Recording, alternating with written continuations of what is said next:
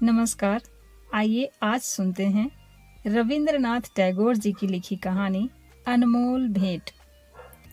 यह कहानी एक ईमानदार व्यक्ति रायचरण की है, जिसने अपने किशोरावस्था से ही अपने मालिक के बच्चे की देखभाल में अपनी पूरी जिंदगी लगा दी। लेकिन एक दिन अनजाने में हुई एक गलती की वजह से उसकी वफादारी पर दाग लग जाता है, जिसकी उसे ऐसी कीमत चुकानी पड़ती है जिसे हम और आप शायद ही चुकाने की सोच सकें। आइए पूरी कहानी सुनते हैं विस्तार से। रायचरण 12 वर्ष की आयु से अपने मालिक का बच्चा खिलाने पर नौकर हुआ था। उसके पश्चात काफी समय बीत गया। नन्हा बच्चा रायचरण की गोद से निकलकर स्कूल में प्रविष्ट हुआ। स्कूल से कॉलेज में पहुंचा, फिर एक सरकारी स्थान पर लग गया। किंतु रायचरण अब भी बच्चा खिलाता था।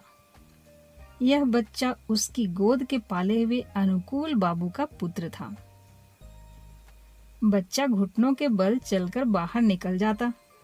जब रायचरण दौड़कर उसको पकड़ता तो वह रोता और अपने नन्हे नन्हे हाथों से रायचरण को मारता। रायचरण हंसकर कहता, हमारा भैया भी बड़ा होकर जज साहब बनेगा। जब वह रायचरण को चन्ना कहकर पुकारता तो उसका हृदय बहुत हर्षित होता। वह दोनों हाथ पृथ्वी पर टेक कर घोड़ा बनता और बच्चा उसकी पीठ पर सवार हो जाता। इन्हीं दिनों अनुकूल बाबू की बदली पद्मा नदी के किनारे एक जिले में हो गई। नए स्थान की ओर जाते हुए कलकत्ते से उन्होंने अपने बच्चे के लिए मूल्यवान आभूषण और कपड़ों के अतिरिक्त एक छोटी सी सुंदर गाड़ी भी खरीदी। वर्षा ऋतु थी। कई दिनों से मूसलाधार वर्षा हो रही थी। ईश्वर ईश्वर करते हुए बादल फटे। संध्या का समय था। बच्चे ने बाहर जाने के लिए आग्रह किया। रायचरण उसे गाड़ी में बिठाकर बाहर ले गया। खेतों में पानी खूब भरा हुआ था। बच्चे ने फूलों का गुच्छा देखकर जिद की। रायचरण ने उसे बहलाना चाहा, किंतु वह न माना। विवश होकर रायचरण बच्चे का मन रखने के लिए घुटनों घुटनों पानी में फूल तोड़ने गया। कई स्थानों पर उसके पांव कीचड़ में बुरी तरह धंस गए। बच्चा तनिक देर मौन गाड़ी में बैठा रहा। फिर उसका ध्यान लहराती हुई नदी की ओर गया। वह चुपके से गाड़ी से उतरा। पास ही एक लकड़ी पड़ी हुई थी, उठा ली और भयानक नदी के तट पर पहुंचकर उसकी लहरों से खेलने लगा। नदी के शोर में ऐसा मालूम होता था कि नदी की चंचल और मुंहजोर जलपरियां सुंदर बच्चे को अपने साथ खेलने के लिए बुला रही हैं। रायचरण फूल लेकर वापस आया तो देखा गाड़ी खाली है। उसने इधर उधर देखा। पैरों के नीचे से धरती निकल गई। पागलों की भांति चहुं ओर देखने लगा। वह बार बार बच्चे का नाम लेकर पुकारता था, लेकिन उत्तर में चन्ना की मधुर ध्वनि न आती थी। चारों ओर अंधेरा छा गया। बच्चे की माता को चिंता होने लगी। उसने चारों ओर आदमी दौड़ाए। कुछ व्यक्ति लालटेन लिए हुए नदी के किनारे खोज करने पहुंचे। रायचरण उन्हें देखकर उनके चरणों में गिर पड़ा। उन्होंने उससे प्रश्न करने आरंभ किए, किंतु वह प्रत्येक प्रश्न के उत्तर में यही कहता, मुझे कुछ मालूम नहीं। यद्यपि प्रत्येक व्यक्ति की यह सम्मति थी कि छोटे बच्चे को पद्मा नदी ने अपने आंचल में छिपा लिया है, किंतु फिर भी हृदय में विभिन्न प्रकार की शंकाएं उत्पन्न हो रही थी। एक यह कि उसी संध्या को निर्वासितों का एक समूह नगर से गया था और मां को संदेह था कि रायचरण ने कहीं बच्चे को निर्वासित के हाथों न बेच दिया हो। वह रायचरण को अलग ले गई और उससे विनती करते हुए कहने लगी, रायचरण, तुम मुझसे जितना रुपया चाहो ले लो, किंतु परमात्मा के लिए मेरी दशा पर तरस खाकर मेरा बच्चा मुझको वापस कर दो रायचरण। परंतु रायचरण कुछ उत्तर न दे सका, केवल माथे पर हाथ रखकर मौन हो गया। स्वामिनी ने क्रोध और आवेश की दशा में उसको घर से बाहर निकाल दिया। अनुकूल बाबू ने पत्नी को बहुत समझाया, किंतु माता के हृदय से शंकाएं दूर न हुई। वह बराबर यही कहती रही, मेरा बच्चा सोने के आभूषण पहने हुए था, अवश्य इसने। रायचरण अपने गांव वापस चला आया। उसे कोई संतान न थी और न ही संतान होने की कोई संभावना थी, किंतु साल की समाप्ति पर उसके घर पुत्र ने जन्म लिया। परंतु पत्नी सूतिका गृह में ही मर गई। घर में एक विधवा बहन थी, उसने बच्चे के पालन पोषण का भार अपने ऊपर लिया। जब बच्चा घुटनों के बल चलने लगा, वह घर वालों की नजर बचाकर बाहर निकल जाता। रायचरण जब उसे दौड़कर पकड़ता तो वह चंचलता से उसको मारता। उस समय रायचरण के नेत्रों के सामने अपने उस नन्हे मालिक की सूरत फिर जाती, जो पद्मा नदी की लहरों में लुप्त हो गया था। बच्चे की जबान खुली तो वह बाप को बाबा और बुआ को मामा इस ढंग से कहता था, जिस ढंग से रायचरण का नन्हा मालिक बोलता था। रायचरण उसकी आवाज से चौंक उठता। उसे पूर्ण विश्वास था कि उसके मालिक ने उसके घर में जन्म लिया है। इस विचार को निर्धारित करने के लिए उसके पास 3 प्रमाण थे। एक तो यह कि वह नन्हे मालिक की मृत्यु के थोड़े ही समय पश्चात उत्पन्न हुआ। दूसरे यह कि उसकी पत्नी वृद्ध हो गई थी और संतान उत्पत्ति की कोई आशा न थी।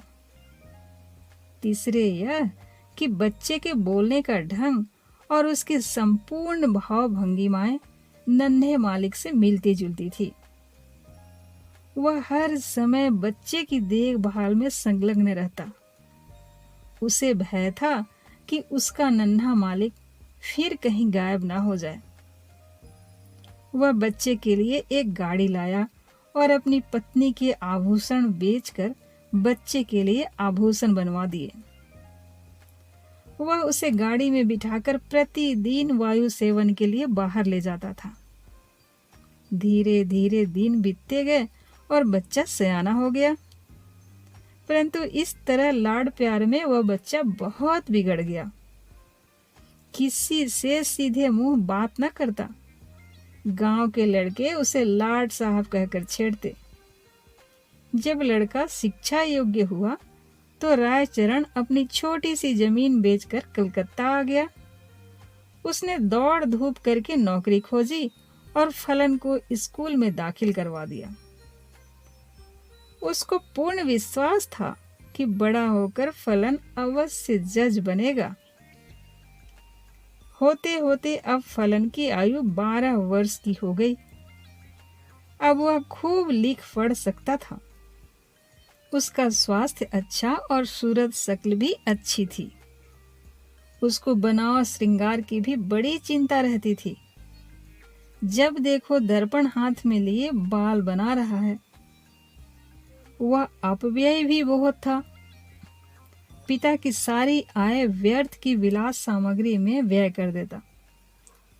रायचरण उससे प्रेम तो पिता की भांति करता था, किंतु प्रायः उसका बर्ताव उस लड़के से ऐसा ही था जैसे मालिक के साथ नौकर का होता है। उसका फलन भी उसे पिता न समझता था। दूसरी बात यह थी कि रायचरण स्वयं को फलन का पिता प्रकट भी न करता था। छात्रावास के विद्यार्थी रायचरण के गंवारपन का उपहास करते और फलन भी उन्हीं के साथ सम्मिलित हो जाता। रायचरण ने जमीन बेचकर जो कुछ रुपया प्राप्त किया था, वह अब लगभग सारा समाप्त हो चुका था। उसका साधारण वेतन फलन के खर्चों के लिए कम था। वह प्रायः अपने पिता से जेब खर्च और विलास की सामग्री तथा अच्छे अच्छे वस्त्रों के लिए झगड़ता रहता था। आखिर एक युक्ति रायचरण के मस्तिष्क में आई। उसने नौकरी छोड़ दी और उसके पास जो कुछ शेष रुपया था फलन को सौंपकर बोला, फलन, मैं एक आवश्यक कार्य से गांव जा रहा हूँ, बहुत जल्द वापस आ जाऊंगा, तुम किसी बात से घबराना नहीं। रायचरण सीधा उस स्थान पर पहुंचा जहां अनुकूल बाबू जज के ओहदे पर लगे हुए थे। उनके और कोई दूसरी संतान न थी, इस कारण उनकी पत्नी हर समय चिंतित रहती थी। अनुकूल बाबू कचहरी से वापस आकर कुर्सी पर बैठे हुए थे और उनकी पत्नी संतानोत्पत्ति के लिए बाजारों दवा बेचने वाले से जड़ी बूटियां खरीद रही थी। काफी दिनों के पश्चात वह अपने वृद्ध नौकर रायचरण को देखकर आश्चर्यचकित हुई। पुरानी सेवाओं का विचार करके उसको रायचरण पर तरस आ गया और उससे पूछा, क्या तुम फिर नौकरी करना चाहते हो? रायचरण ने मुस्कुराकर उत्तर दिया, मैं अपने मालिक के चरण छूना चाहता हूँ मालकिन। अनुकूल बाबू रायचरण की आवाज सुनकर कमरे से निकल आए। रायचरण की शक्ल देखकर उनके कलेजे का जख्म ताजा हो गया और उन्होंने मुख फेर लिया। रायचरण ने अनुकूल बाबू को संबोधित करके कहा, सरकार, आपके बच्चे को पद्मा ने नहीं बल्कि मैंने चुराया था। अनुकूल बाबू ने आश्चर्य से कहा, तुम यह क्या कह रहे हो? क्या मेरा बच्चा वास्तव में जिंदा है? उसकी पत्नी ने उछलकर कहा, भगवान के लिए बताओ, मेरा बच्चा कहाँ है? रायचरण ने कहा, आप संतोष रखें मालिक, आपका बच्चा इस समय भी मेरे पास है। अनुकूल बाबू की पत्नी ने रायचरण से अत्यधिक विनती करते हुए कहा, मुझे बताओ ना रायचरण, कहाँ है मेरा बच्चा? रायचरण ने कहा, मैं उसे परसों ले आऊंगा मालकिन। रविवार का दिन था। जज साहब अपने मकान में बेचैनी से रायचरण की प्रतीक्षा कर रहे थे। कभी वह कमरे में इधर उधर टहलने लगते और कभी थोड़े समय के लिए आराम कुर्सी पर बैठ जाते। आखिर 10 बजे के लगभग रायचरण ने फलन का हाथ पकड़े हुए कमरे में प्रवेश किया। अनुकूल बाबू की घरवाली फलन को देखते ही दीवानों की भांति उसकी ओर लपकी और उसे बड़े जोर से गले लगा लिया। उसके नेत्रों से अश्रुओं का समुद्र उमड़ पड़ा। कभी वह उसको प्यार करती, कभी आश्चर्य से उसकी सूरत ताकने लग जाती। फलन सुंदर था और उसके कपड़े भी अच्छे थे। अनुकूल बाबू के हृदय में भी पुत्र प्रेम का आवेश उत्पन्न हुआ, किंतु जरा सी देर के बाद उनके पितृ प्रेम का स्थान कानून भावना ने ले लिया और उन्होंने रायचरण से पूछा, भला इसका क्या प्रमाण है कि यह बच्चा मेरा है? रायचरण ने उत्तर दिया, इसका उत्तर मैं क्या दूं सरकार, इस बात का प्रमाण तो परमात्मा के सिवाय और किसी को नहीं हो सकता कि मैंने ही आपका बच्चा चुराया था। जब अनुकूल बाबू ने देखा कि उनकी पत्नी फलन को कलेजे से लगाए हुए है, तो प्रमाण मांगना व्यर्थ है। इसके अतिरिक्त उन्हें ध्यान आया कि इस गंवार को ऐसा सुंदर बच्चा कहाँ मिल सकता था और झूठ बोलने से क्या लाभ हो सकता है। सहसा उन्हें अपने वृद्ध नौकर की बेध्यानी याद आ गई और कानूनी मुद्रा में बोले, रायचरण, अब तुम यहाँ नहीं रह सकते। रायचरण ने ठंडी उमास भरकर कहा, सरकार, अब मैं कहाँ जाऊं? बूढ़ा हो गया हूँ, अब मुझे कोई नौकर भी न रखेगा। भगवान के लिए अपने द्वार पर पड़ा रहने दीजिए ना सरकार। अनुकूल बाबू की पत्नी बोली, रहने दो ना, हमारा क्या नुकसान है? हमारा बच्चा भी इसे देखकर प्रसन्न रहेगा। किंतु अनुकूल बाबू की कानूनी नस भड़की हुई थी। उन्होंने तुरंत उत्तर दिया, नहीं, इसका अपराध बिल्कुल भी क्षमा नहीं किया जा सकता। रायचरण ने अनुकूल बाबू के पांव पकड़ते हुए कहा, सरकार, मुझे ना निकालिए सरकार। मैंने आपका बच्चा नहीं चुराया था सरकार, बल्कि परमात्मा ने चुराया था। अनुकूल बाबू को गंवार की इस बात पर और भी अधिक क्रोध आ गया। बोले, नहीं, अब मैं तुम पर विश्वास नहीं कर सकता। तुमने मेरे साथ धोखा किया है। रायचरण ने फिर कहा, सरकार, मेरा कुछ अपराध नहीं सरकार।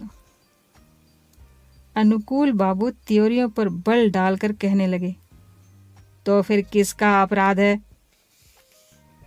रायचरण ने उत्तर दिया, मेरे भाग्य का सरकार। परंतु शिक्षित व्यक्ति भाग्य का अस्तित्व स्वीकार नहीं कर सकता।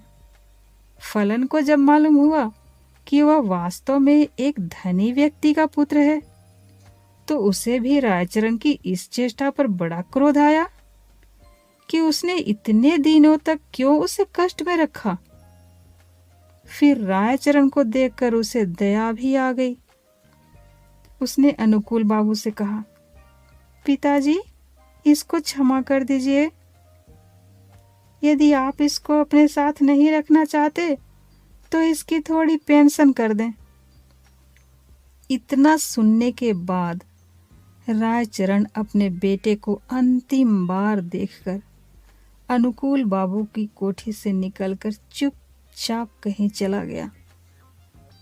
महीना समाप्त होने पर अनुकूल बाबू ने रायचरण के गांव कुछ रुपया भेजा, किंतु मनी ऑर्डर वापस आ गया, क्योंकि गांव में अब इस नाम का कोई व्यक्ति न था।